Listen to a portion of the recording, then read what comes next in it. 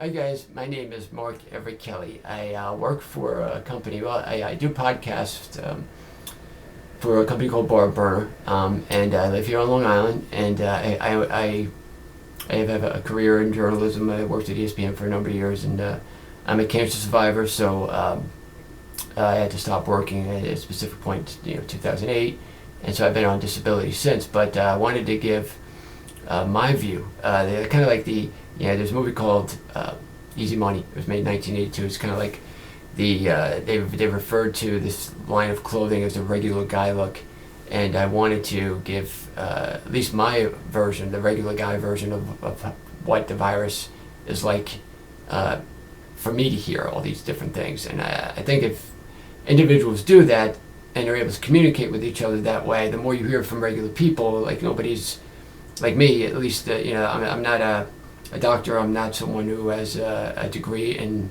health management or anything specific, psychology maybe. But and I know a lot about sports, but and none of that matters.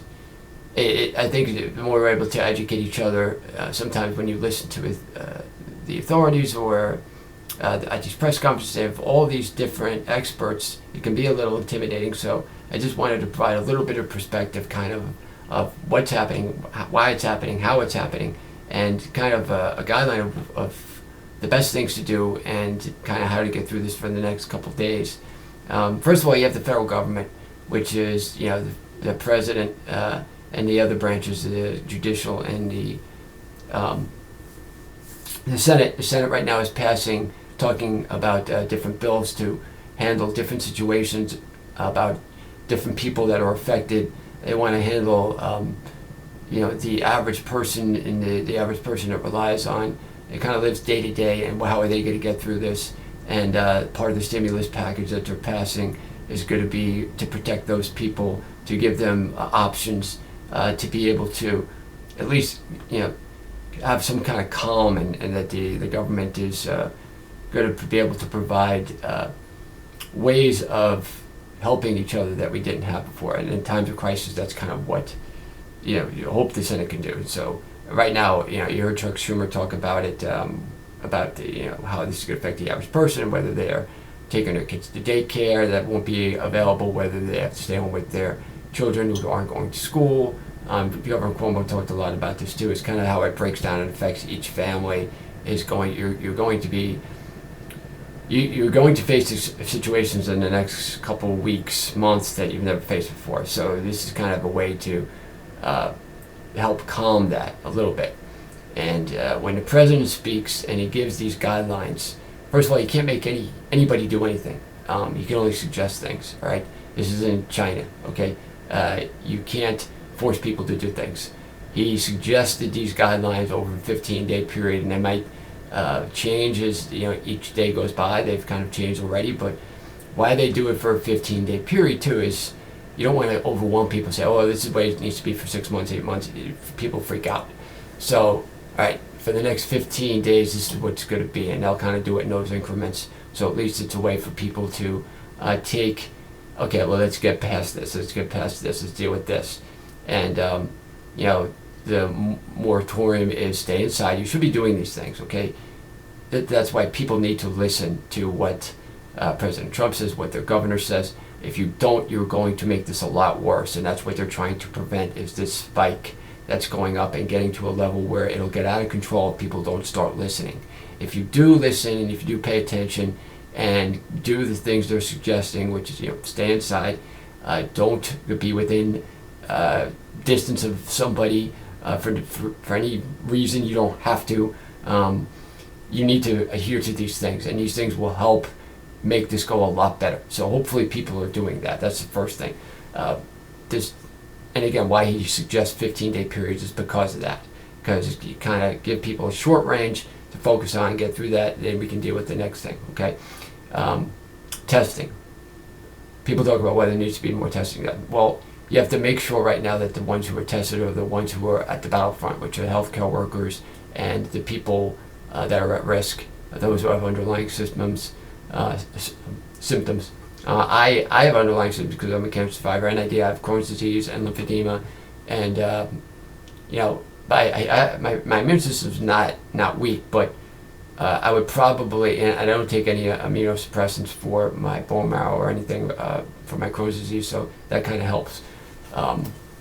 But there are, you got to make sure that those are showing symptoms, and those are within a specific range of age or have underlying symptoms. They're taking care of them first, testing them first.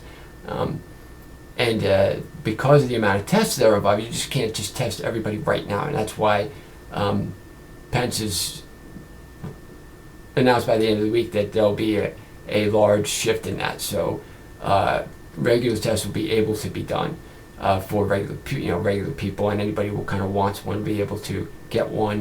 He's talking to CVS and Walgreens and these private companies about how to provide them for the public with drive-through centers, and it's important that you be able to do that once you're able to do that, once they provide that, because the more testing's done, the more people will be able to, or the more they'll be able to gauge the numbers. So when you have an outbreak like this, the unknown is huge. So that's why there's a lot of misinformation, there's a lot of panic, and even the government itself, you've never seen anything like this. So until you have the testing and the numbers to look at and first of all understand how it's affecting people, number two, where it's going, like the rate of infestation, recovery, how many people have had it, those types of, once we have more numbers to deal with the testing we have, that'll be enormously helpful to us, and it'll be able to kind of calm the unknown that we don't know right now. But again, that probably won't be available to the end of the week. But that's why when I went for the doctor on Friday to my oncologist, I couldn't get tested. And if there's any, my mom has Parkinson's. I helped take care of her. If anybody needed to be tested, probably was me, but I wasn't showing any symptoms, and the amount of tests they had needed to be saved for those who were, and for, they had to limit them for the people who really needed them. Right now, that's ending, and they're going to again test the healthcare workers and everybody, so they can create situations and scenarios where they can control the environment, control the people that are coming into contact, and make sure that the disease stops spreading. And that's obviously very important right now to do, because then it won't get to the levels where if you heard some of Governor Cuomo's talk today, where he's trying to prevent New York from getting to a point where the spike is rising to where they won't be able to handle it. And that's why it's important to listen to everything that they're suggesting, because if it continues to spike the way it is, the number of beds available, the number of ICU units or ICU beds, hospital beds, ventilators, all those things are going to get to a point where it's out of control. So hopefully people will listen, and then they'll be able to deal with that regularly. However, you need to prepare for that, and I think that's why he's talked to President Trump, right? This is what we need, and as the federal government, there's only so much that you can't force each state to do something. So the state needs to monitor itself and needs to handle each community. When I tell you the most effective form of government is local, or politics is local, you're going to find that out in the next couple months. Because kind of how each community deals with it and how each community supports itself is going to be a big way for how we get through this, whether it's small businesses, whether it's the elderly, whether it's those who are suffering from cancer or any other kind of condition. The local community is going to take a big hand in that, and you need cooperation from everyone. That's why there is no more politics now. All the squabbles and all that crap that's gone on before, none of that can exist now. That's why I kind of hate when someone's talking, when you hear either Schumer or Trump or anyone while blaming this or that. As far as we know, none of that, as far as we know right now, as far as how this started, we can deal with that later. And it certainly isn't anything that needs to create any separation individually or in the government. Because if you look at the fact that the wet markets created this in China, and they knew about it in September, and what wet markets are kind of these exotic animals that they eat, like bats, and this is where this came from. Is somebody, God knows why they want to eat a bat or that kind of delicacy, but the slaughtering of it, the way the DNA falls, or the blood falls on the areas around it, and that infected one person, and they found out in September that's when the first case was. So they kind of sat on it for a couple months and didn't alert anybody until December, and that is just not okay with me. So if anything changes in the next, after this is done, we can kind of address that later. But right now, we just got to deal with what's going on here. Okay, so other things that happened today that are very important. Number one, telemedicine is going to be available now more than it ever was before. So you can talk to your doctor online, and you can get appointments online. You can have them send you prescriptions online. Pharmacies are going to be open, those types of things. So you can deal that all online if you need to. If you can't get to a doctor, if you have underlying causes, if you can't drive, another reason for you to stay at home. Okay, so that's going to be available in ways never been done before. Tax season, April 15th. There are extensions going to be given. If you know how to do it online, it's the best way to do it anyway. But also, they don't want to discourage people from doing it, because then it'll help them kind of get through this time with the refund that they get. Okay. But the other key thing is that if you do owe the government, they are going to give you a break for, I believe it's 90 days, and you won't have any interest charged. So you won't owe anything for 90 days, and you won't have to pay any interest on it. And it's up to, I think, 1 million for individuals, 10 million for corporations. So it covers a wide range of things. So that was another huge thing that happened today.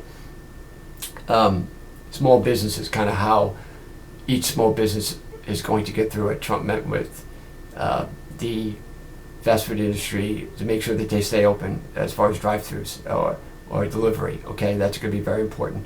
Like the Walgreens and the CVS's, and how they make tests available, and making sure the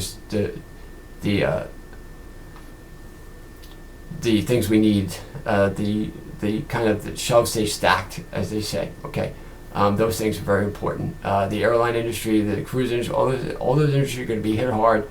So when you're the president, you kind of have to take all that in consideration. That's kind of what Trump did today. He met with a lot of those different people. So a lot of different things are being discussed on how to get through that. And that's kind of what the packages, the stimulus packages, and all those things that are going through the Senate are going to be once they are finished. And they need to hurry up and get through with that, which they will. The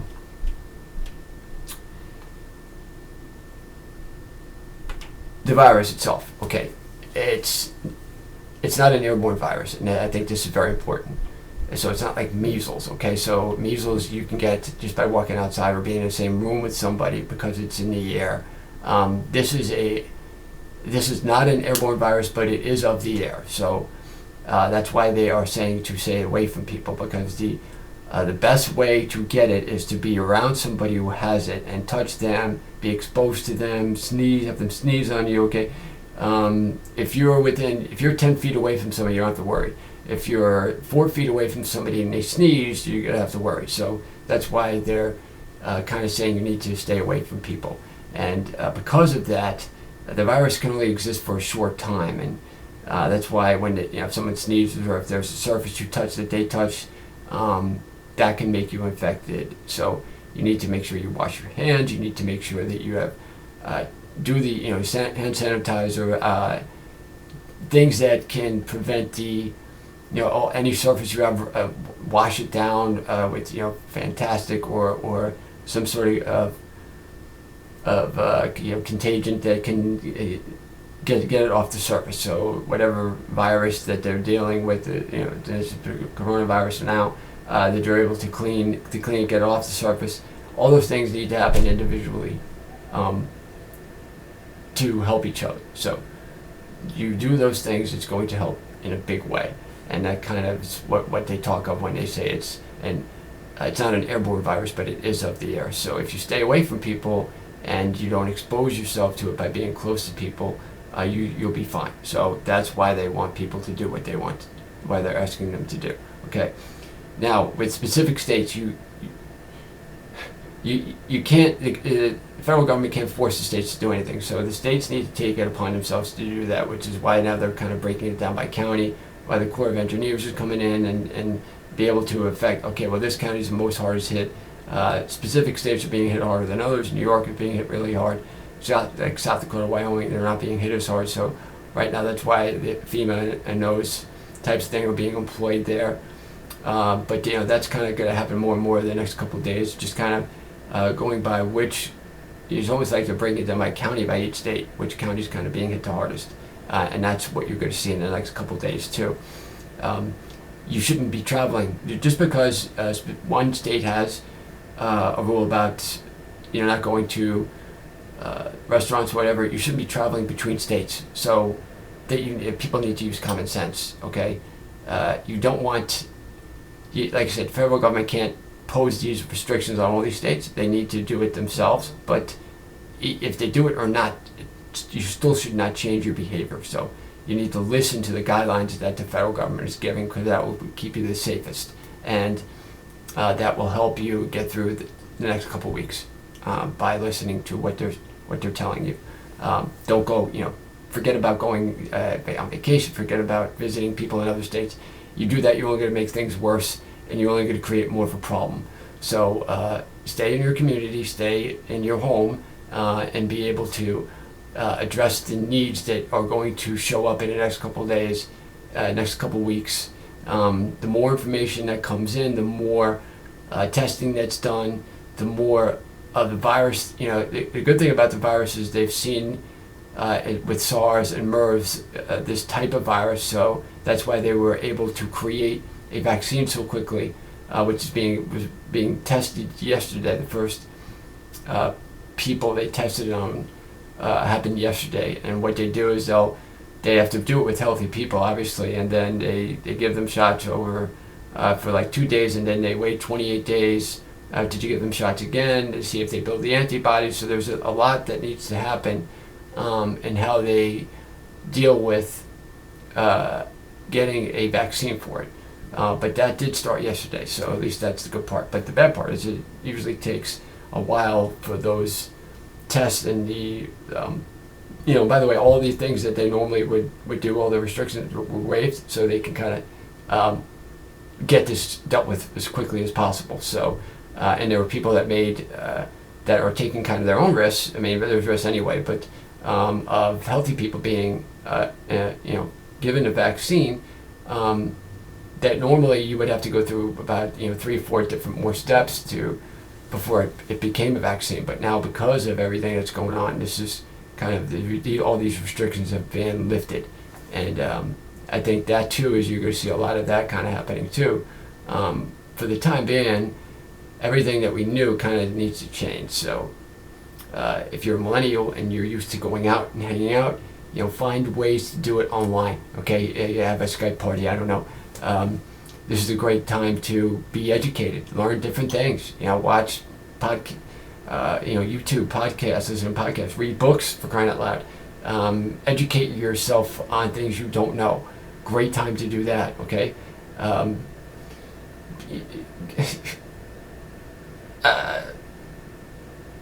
Play video games. Just do things to occupy your time. This is a great time where you're going to have time to do all the things you kind of never had time to do. So that's a good way, I think, of looking at it. You don't want to minimize what's going on, but at the same time, you can control it if you control your behavior, and each person needs to know that. So I kind of hope that this is at least help some people, understand like a regular, because what the hell do I know? I'm just like anybody else. But if I can understand these things and kind of express them, then maybe more people can, and get the conversation going, so we kind of understand, how to deal with everything. And that's the most important thing.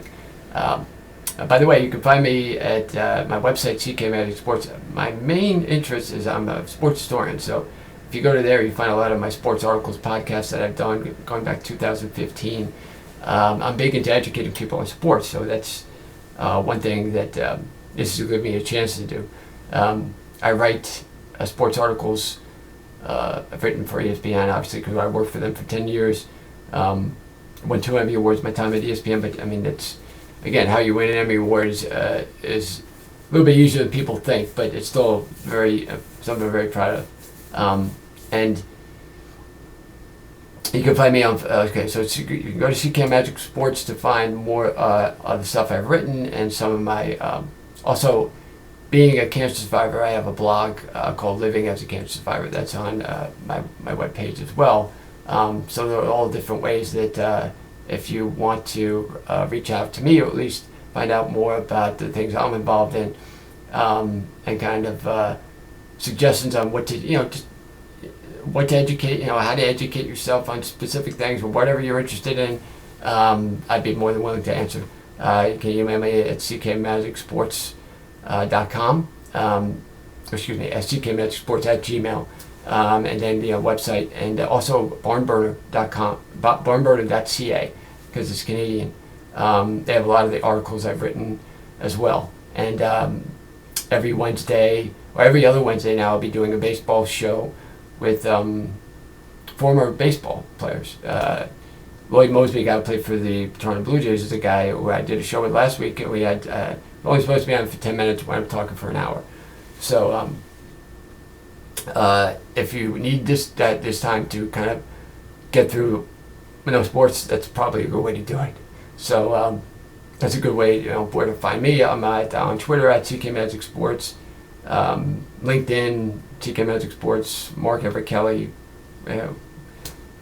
Many different ways of finding me, and as much as I despise social media, which I do, it's very, it is kind of important. I don't really think it's real, but that's the other thing too, is understand where you get your information from. Okay, don't take my word for this. Okay, I just because I'm talking to you doesn't mean that I'm the be all and end all. I mean, challenge me on what I'm saying. Go to other sources. Get your information from a lot of different places. That's the only way you're going to have balance and perspective. Okay, that's one thing I don't like about social media, is you have these people on Facebook arguing with each other about stupid things. I mean, things don't really matter that much. That who cares? Right now, you need to kind of help each other, and we all need to kind of get through this. And whether you are a Republican or Democrat doesn't matter. So, how you use social media now is going to be very important. Understand where you're getting your information from.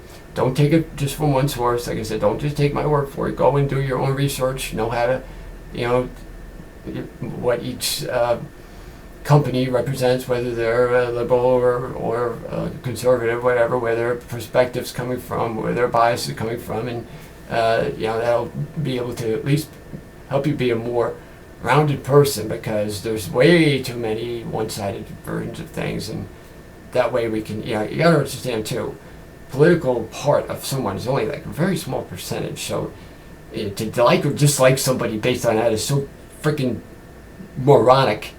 I don't even know where to start. Families, people who've been friends for years, I can't, please. I always say, if you really want to judge people on a certain thing, like with me, I'm a Jet fan, so I mean, that says a lot worse about me than whatever my political affiliation is. So you want to talk about bad choices. And by the way, if you saw Larry David Curb Your Enthusiasm in episode 7 this season about the Jets, was so hysterical. But anyway, that's where you can find me, and I'll probably post more as the days go by, maybe just to kind of hopefully this helps people. If not, then at least kept me busy for half an hour. So make sure to stay inside, take care of the people around you, and please don't risk anything stupid. Okay, listen to the authorities around you. God bless.